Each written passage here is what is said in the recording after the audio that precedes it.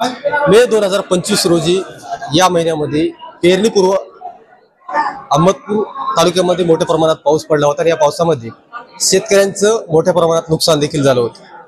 परंतु या नुकसानीचे जे पंचनामे आहे ते कुठेतरी शहरामध्ये हॉटेलमध्ये बसून करण्यात आले आणि जे नुकसानधारक शेतकरी आहेत त्यांचे नाव न येता भलत्याच शेतकऱ्यांचे नाव आल्याचा प्रकार अहमदपूर तालुक्यातील ढाळेगाव या गावात घडलेला आहे।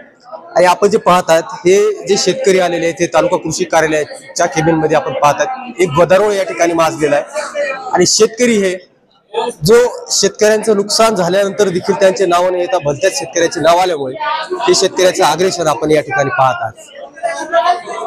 याच कार्यालयामध्ये एका शेतकऱ्याने फॅनला स्वतःचे रुमाल बांधून गळफास घेण्याचा प्रयत्न देखील या ठिकाणी केलेला आहे। त्या शेतकऱ्यांच्या व्यथा आपण या ठिकाणी जाणून घेणार आहोत। माझ्यासोबत आहेत ढाळेगाव येथील शेतकरी सुभाष पडिले।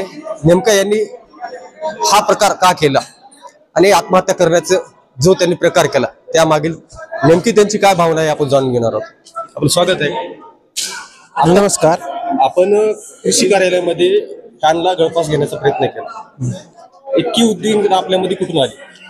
मे 2025 मध्ये जी अतिवृष्टी झाली त्यावेळेस गावात माझे भरपूर नुकसान झालं त्या उन्हाळ्याच्या ह्याच्यामध्ये।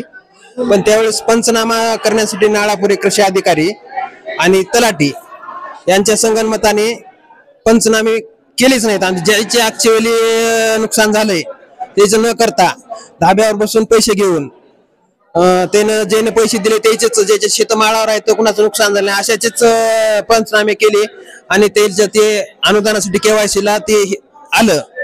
केवायसीला आल्याच्या नंतर प्रकार उघडकीस आला ही काय झालं काय नाही।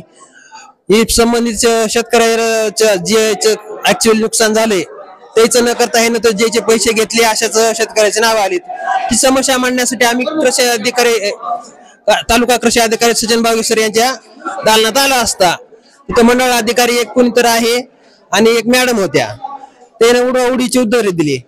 शेतकरी व्यथा मांडणार तर कुणाकडे मारणार? एक तर शेती साथ देना इथं व्यथा मांडायला आलं तर तिथं अधिकारी हजर नाही। या अवश्याने मी फाशी घेऊन इथं जीवनाचा संपवण्याचा विचार केला होता। आत्महत्या केल्यानंतर प्रश्न सुटणार आहे तर करणार काय? आत्महत्या पर्याय नाही, शेती साथ देत नाही, मग करायचं काय शेतकऱ्यानं? अधिकारी साथ देत नाहीत। आपली मागणी काय आहे? ते आम्हाला जास्त काही मागणी नाही पण जेवढं आम्हाला अनुदान येणार होतं तेवढं अनुदान त्याने त्या नाळापुरे आणि त्या संबंधित तलाट्यानं द्यावं एवढीच आमची मागणी आहे। नाही तर त्याला निलंबित करून टाकावं। अहो शासन याला पगार कशासाठी देत आहे? 24 तास एवढी पगार घेऊन आहे शेतात येऊन पंचनामे करणं होत नाही म्हणजे त्याला ठेवायचंच कशाला अधिकारी म्हणून? घरी जाऊन येणं राहणावं। तर या भावना आहेत शेतकऱ्यांच्या।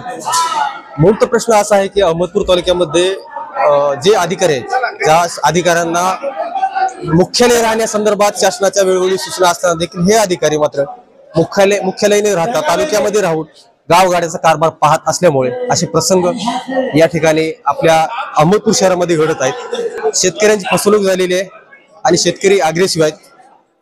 पाहूयात यावर शासन नेमकं काय कारवाई करेल आणि या शेतकऱ्यांना न्याय देतं का। लोकशाही भारतसाठी मी संतोष रेड्डी, अहमदपूर, लातूर। काल मला ढाळेगाववरून काही शेतकऱ्यांचे फोन आलेले होते।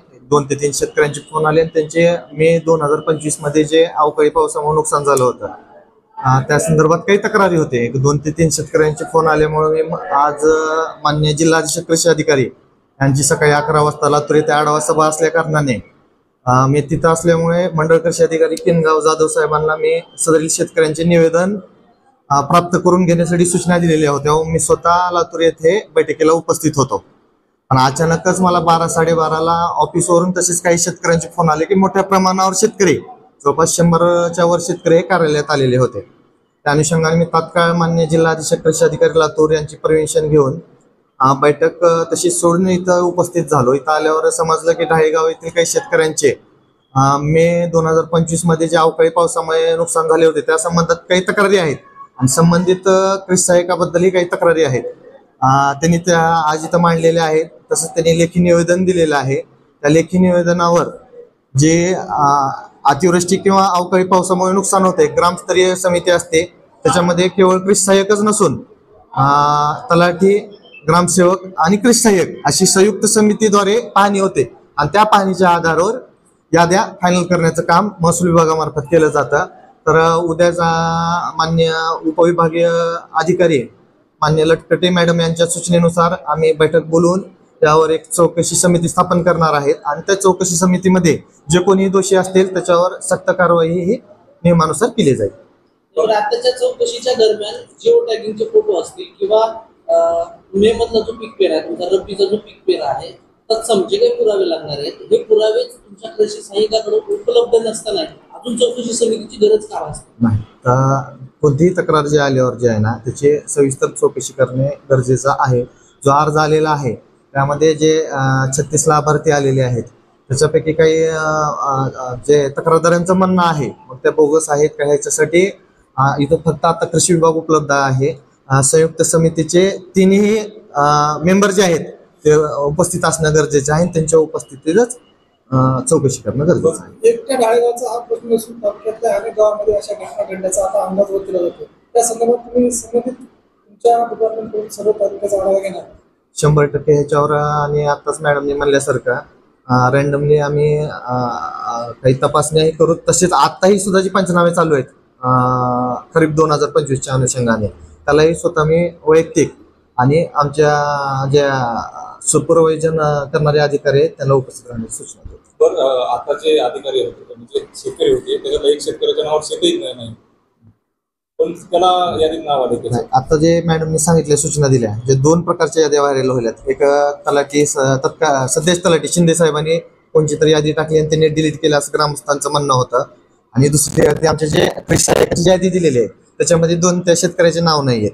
एक यादी जी तलाठी साहेबांनी डिलीट केलेली आहे जी शेतकऱ्यांकडे आहे त्याच्यात 2 शेतकऱ्याचे नाव आहेत पण त्याचे जे संयुक्त पंचनामा गेलेला आहे त्या 2 शेतकऱ्यांचे नाव नसल्याचे मॅडमला निदर्शनास आलेले आहे. या याद्या ज्या आहेत त्या ग्रामपंचायतच्या नोटीस बोर्ड असतो किंवा आपल्या कार्यालयाच्या नोटीस बोर्ड का प्रसिद्ध केल्या जातात?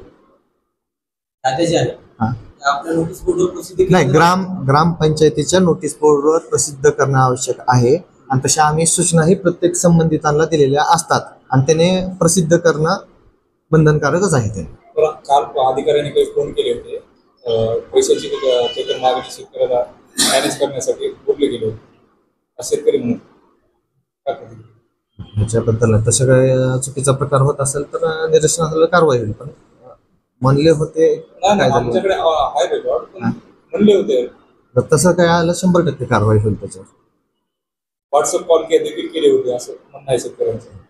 तर तसं काही असेल तर आम्हाला तुम्ही लेखी स्वरूपात द्यावं त्याच्यावर कारवाई करू. आपले जे कृषी सहाय्यक त्यांना काही मुख्यालय राहण्याबाबत काय शासनाची सूचना आहे? मुख्यालयाचा जे आर होता पण एक माझ्या मध्यंतरी रद्द झालेला आहे. मला त्याच्यावर थोडंसं अजून एकदा कन्फर्म करावं लागेल जे आर.